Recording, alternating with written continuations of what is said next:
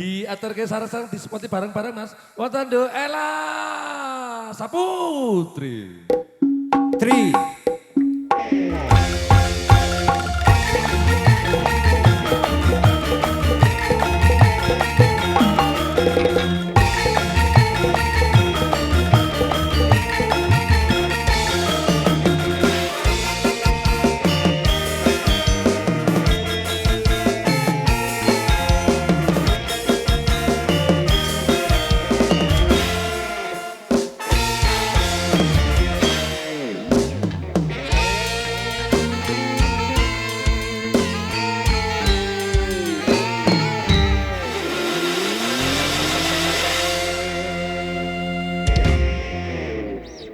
Gemilang laras rasa ki anjene sok aneh-aneh ya. Heeh, lek awan mau ndek-ndek.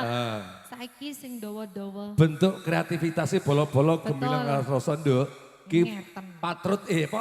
Patut. Patut diacungi jempolan. Piro Mas? Papat. Kok cuma 4 sih? Lah ngene sikil. Oh iya. Jempol loro karo sikil loro, tangan loro, sikil loro. Sing sitoke Mas. Jempol sitoke gak melok. Ojo. Kenapa? Kowe kok mbokne arek-arek kok Wah. nesu nduk kene iki kok. Kok nesu to? Oh, mek gur dicung netok kok. Oh, Semestinya Iya. kagem sedaya kemawon nggih.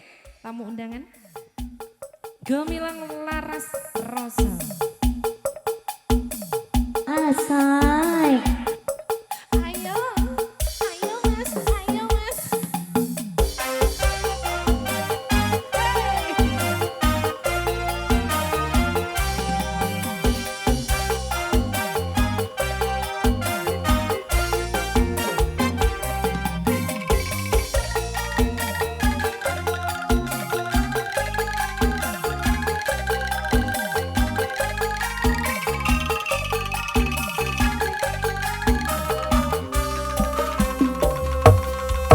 Sinawan ing netra mencorong lencanyo maruta hangrimpe sajroning nala rumeseping rasa kerasa lir samudra adyang ladeni raga lan suksma Dewaning asmara kekitung reca katulunga marang jama lan ketaman kanta mari